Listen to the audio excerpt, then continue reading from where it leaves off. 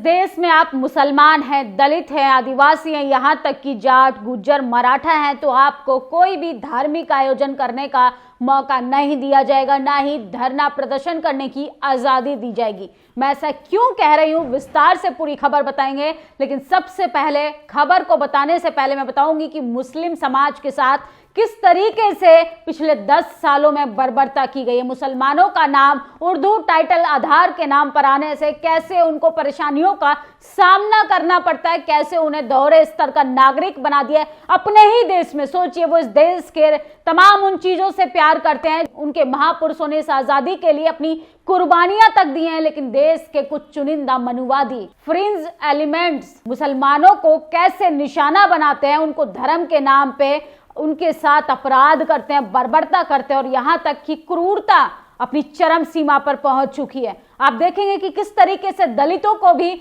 आजादी नहीं है कि धरना प्रदर्शन कर सके, कैसे डॉक्टर रितु के साथ बर्बरता की जा रही है, पुलिस को आगे कर दिया जाता है, बहुजन बेटी के समर्थन में आने वाले पत्रकारों को कैसे डिटेन किया जाता है, घसीटा जाता है, यहां तक कि महिलाओं को सड़क पर घसीट कर लाठियां चलाई जाती हैं। यह है देश की मदर ऑफ डेमोक्रेसी। ये क्या यही इसी देश की कल्पना कर रहे थे देश के प्रधानमंत्री? क्या यही है उनके विकसित भारत की तस्वीरें कि जहां पे मुसलमानों के साथ गुंडागर्दी कीजिए, दलितों के साथ गुंडागर्दी कीजिए, आदिवासियों को आप मारिए, और यहां तक कि जाट, गुज्जर, मराठा जैसे लोगों का आप धार्मिक उन्माद में फंसा कर इस्तेमाल कीजिए।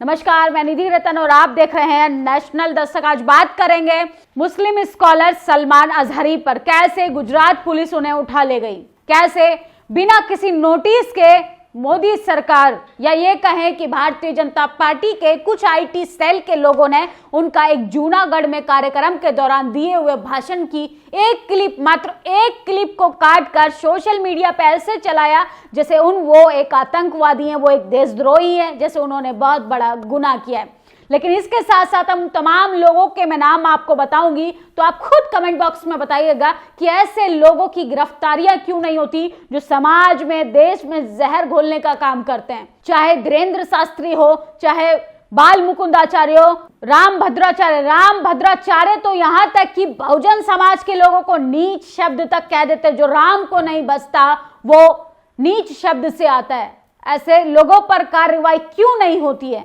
जबकि देश के प्रधानमंत्री कहते हैं कि मैं ओबीसी समाज का बेटा हूं। अपने आप को कट्टर राष्ट्रवादी बताने वाले सेकुलर प्रधानमंत्री, क्या वो ये भूल गए हैं कि ओबीसी समाज से आने वाले लोगों पर किस तरीके से अत्याचार किया जा रहा है, मुसलमान समाज के ऊपर किस तरीके से अत्याचार किया जा रहा है, और कैसे उन्हीं की धर्म की आड़ में लोग किस तरीके से भड़काऊ बयानबाजी करते हैं। सोचिए किस तरीके से धीरेन्द्र शास्त्री, परमहंस, अनिरुद्ध, यहां तक कि अनिरुद्ध आचार्य, इनको अभी पीएचडी की उपाधि दी गई है।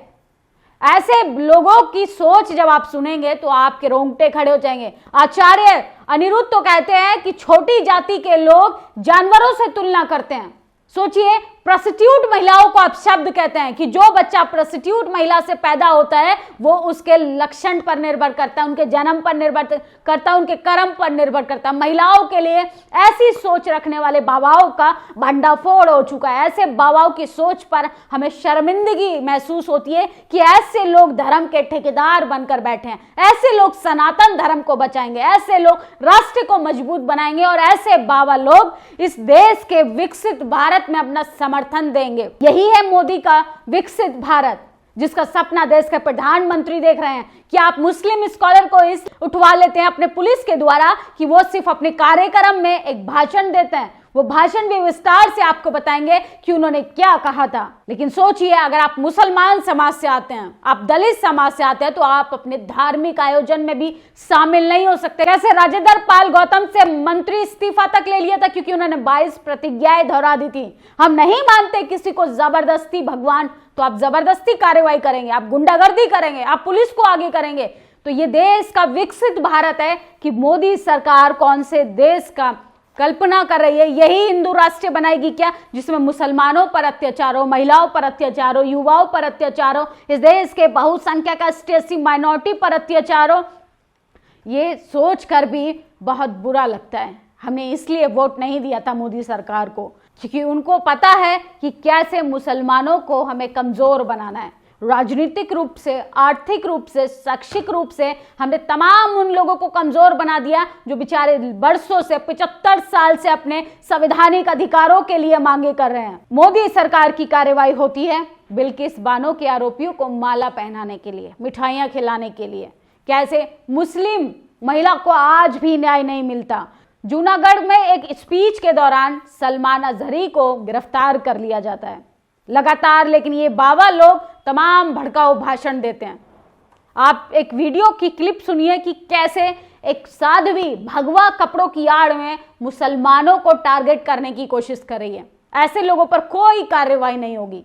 आप देखेंगे सदन के अंदर कैसे मुस्लिम सांसद को अभद्र टिप्पणियां की गई थी, धार्मिक आधार पे, जातीय आधार पे उनके साथ आपत्तिजनक शब्दों का इस्तेमाल किया गया था, ऐसे शब्दों का जिसे मैं कैमरे पर नहीं बोल सकती हूं।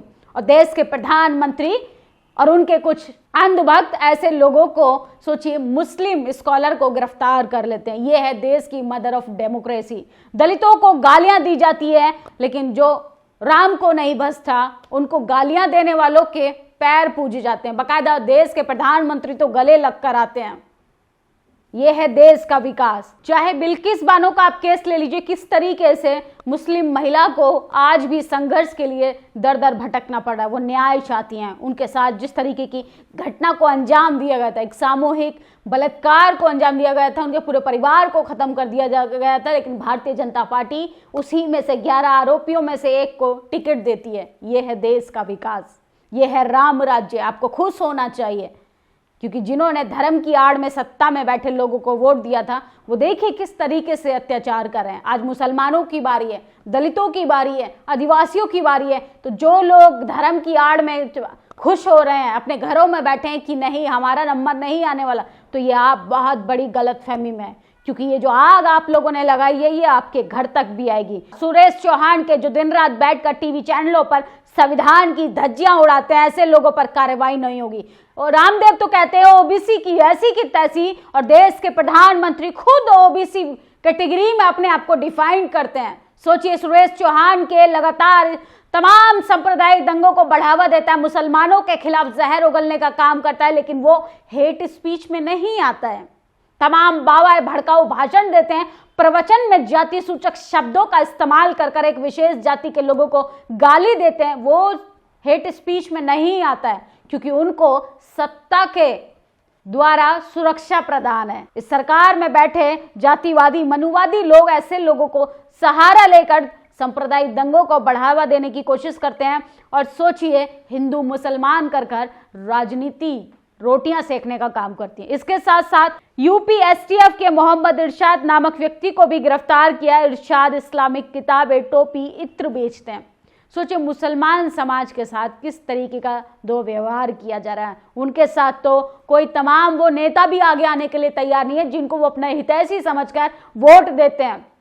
अफसोस होता है कि हम मुसलमान भाइयों को अकेला छोड़ दिया, मुसलमान समाज को अकेला छोड़ दिया। हम एसटी एससी माइनॉरिटी की तो बात करते हैं, लेकिन कहीं ना कहीं हम माइनॉरिटी को आगे क्यों नहीं आने देते। आप तमाम जगह देखेंगे कि संवैधानिक पदों पर कब भागीदारी होगी, मुसलमान समाज को कब हम राजनीतिक भागीदारी, आर्थिक, सामाजिक रूप से मजबूत बनाएंगे। ये तमाम उन लोगों की जिम्मेदारी है जो वोट तो लेते हैं, लेकिन उनको अधिकार नहीं देना चाहते हैं। सोचिए, टीवी चैनल्स की हकीकत देखिए। टीवी चैनल्स, अगर कोई मुस्लिम, दलित, आदिवासी, यहाँ तक कि जाट, गुज्जर, मराठा अगर कोई भाषण देता है तो तुरंत हेट स्पीच हो जाता है। लेकिन भड़काऊ भाषणों का बीजेपी दिन रात काम करने का प्रयास करती है, वो हेट स्पीच में नहीं आता है। इंडिया टीवी की हेडलाइंस देखिए, मुफ्ती सलमान अजहरी पर कब कब दर्ज हुआ केस, यहाँ देखे पूरी लिस्ट। हेट स्पीच से जुड़ा मामला, काश ये कभी सत्ता से भी सवाल पूछ पाते। ये कमजोर मजलूमों से सवाल पूछते हैं, जो लगातार अपनी आइडेंटिटी के लिए वो लगातार संघर्ष कर रहे हैं। न्यूज 18 की हेडलाइंस देखिए, भड़काऊ भाषण देने के आरोप में मौलाना गिरफ्तार, मुफ्ती सलमान अजहरी को गुजरात पुलिस ने पकड़ा, समर्थकों ने काटा गर्दा। अमर उजाला की हेडलाइन है, मौलाना के समर्थन में पुलिस स्टेशन के बाहर जुटी भीड़ खिलाफ मुकदमा, 3 लोगों को भी गिरफ्तार कर लिया। इसके साथ साथ लोग जो हैं वो काफी नाराज हैं। मुस्लिम समाज के व्यक्ति सलमान अजहरी के भाषण को भड़काऊ भाषण बताकर किस तरीके से गैर कानूनी गिरफ्तारी की जाती है और कैसे उनको कमजोर बनाने की कोशिश करते हैं। गिरफ्तारी पर प्रकाश अंबेडकर ने गंभीर सवाल उठाए। उनके भाषण और वीडियो की क्लिप पर उन्होंने कहा कि किस तरीके से मोहम्मद सलमान अजहरी के भाषण पर प्रसारित वीडियो की गहन जांच की जानी चाहिए थी। हम कार्रवाई के तरीके, जांच की व्यापक प्रक्रिया की कमी और उसकी गिरफ्तारी की निंदा करते हैं। सोचिए, पुलिस ने किस तरीके से खबर को गलत तरीके से पेश कर और उनको गिरफ्तार कर पुलिस जो है वो जूनागढ़ ले गई। ये है देश का विकास, ये है देश की न्याय प्रणाली व्यवस्था। हम दो और हमारे दो की बात करने वाली भारतीय जनता पार्टी मुसलमानों से कितनी नफरत करती है अपने ही देश में, और देश के प्रधानमंत्री यूएई जाके उन्हीं लोगों के साथ सेल्फी खिंचवाते हैं। ये है सरकार का दोगलापन, ये है सरकार का दोहरा चेहरा। क्योंकि भारतीय जनता पार्टी का एक मशहूर जुमला जो विपक्ष के द्वारा दिया जाता है, तमाम जनता के द्वारा दिया जाता है कि बीजेपी का चाल, चरित्र और चेहरा दिखावटी है। वो कहती कुछ है, करती कुछ है और होता कुछ है। किस तरीके से देश के प्रधानमंत्री अपनी नाकामियों को छुपाने के लिए हिंदू मुसलमान लगातार करने की कोशिश करते हैं। गुजरात दंगा कराकर वो सीएम बने, देश में आग लगाकर वो 2 बार कैसे ईवीएम की गड़बड़ी से प्रधानमंत्री बने, ऐसे तमाम लोगों का आशंका है।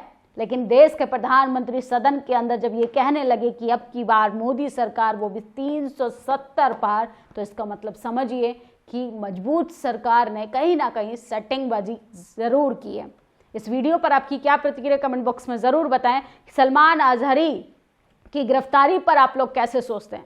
बहुजन है, दलित है, मुसलमान है, आदिवासी है, तो आपको आंदोलन करने की भी परमिशन नहीं है, आपको धार्मिक आयोजन में शामिल होने की भी परमिशन नहीं है, आपको न्याय की उम्मीद भी छोड़ देनी चाहिए। उन्हीं की तारीफों के पुलिंदे बांधने वाले लोग रहेंगे, क्योंकि मोदी सरकार को अपनी निंदा बहुत बुरी लगती है।